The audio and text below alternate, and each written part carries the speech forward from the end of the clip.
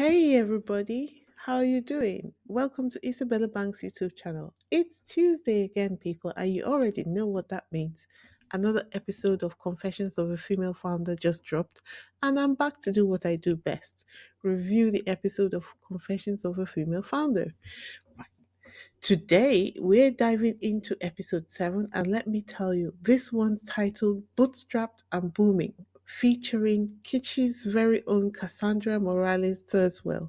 And just like the title suggests, this episode had everything in it: business gems, heartfelt truths, and just a pinch of damn, she really did that? So, what was the energy of the episode? Think business casual meets girls' night in. If girls' night included startup strategy, scaling secrets, and a lesson in resilience so good it could replace your next TED talk. Cassandra came in hot with honesty, and I love that. Megan, as always, brought that I'm professional, but I will ooh and ah about your family energy that we love. And you know how Megan always teases her next guest at the end of every podcast, like it's a Marvel end credit. Be honest, did you guys see Cassie coming? Let me know in the comments. I have not gotten one name right since this podcast started. All right, to the podcast. Let me paint a picture. A young Cassie, not slinging beauty products yet, but retainers. Yes, dental retainers. While you were out here passing notes in class, Cassie was out here making orthodontic gear for money. That's what we call early signs of hustle. All right. Megan asked Cassie how Kish started, and Cassie's answer was real: hair ties. Why?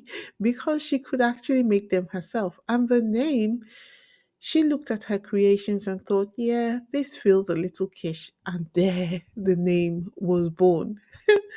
7 failed businesses before she hit the jackpot. How many of us have that kind of stamina? 7. Most of us can't survive one bad group project. And I put my hand up for that one. You need to see how I agonize over every YouTube video. And then comes Ulta Beauty.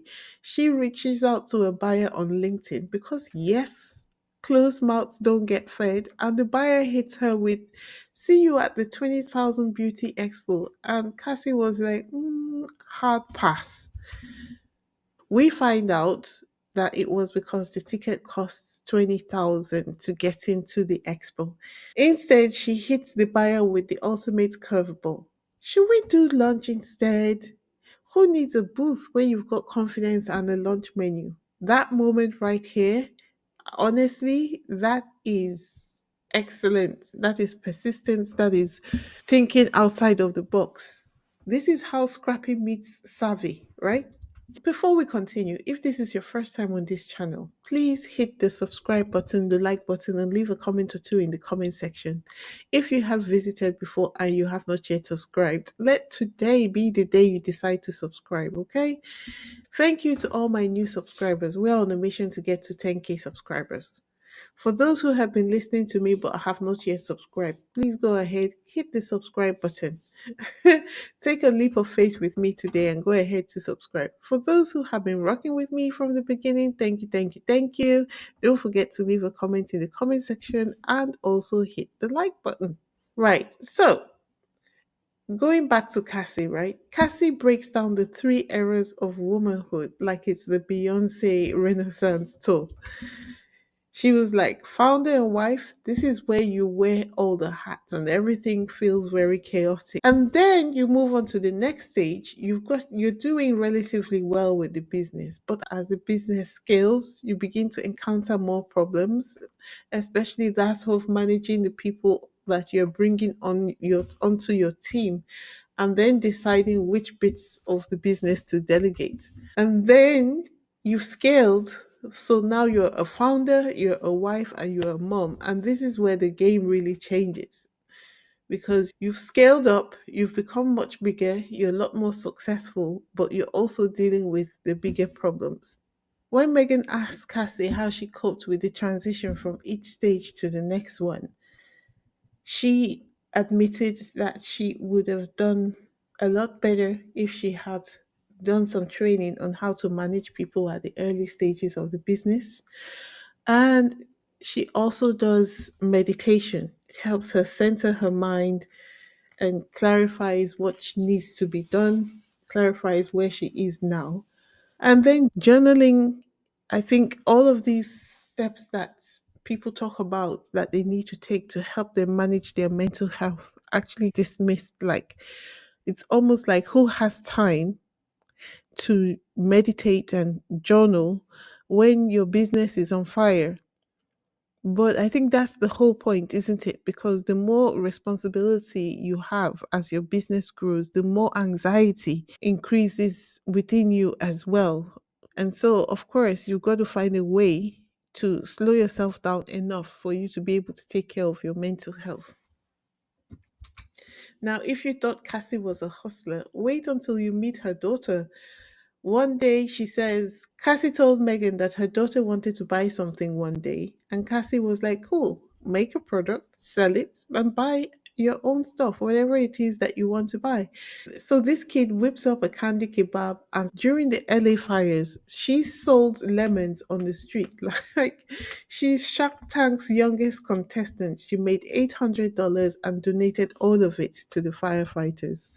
I don't know whether to clap or to hire her as my manager, honestly. Cassie also opened up about delegation, how founders can accidentally become bottlenecked.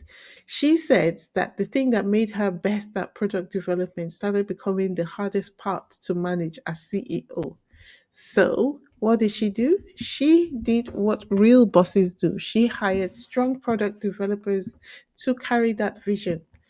Megan asked Cassie what advice she would give to her younger self if she had the opportunity to do so. And Cassie said, learn how to manage people early because running a business isn't just about having good ideas, it's about getting your team to believe in those ideas and run with them. She also drops a gem about sensible, optimistic realism. This is not faking it until you make it. It's about staying real while still believing you'll make it. By the end of the podcast, Cassie hit us with a full circle moment. She had journaled in 2019 that she wanted Kitsch to be the biggest best selling brand at Target. Fast forward to today, they are now one of the fastest selling brands at Ulta. That's not just manifestation, that's vision, strategy, and consistent grind.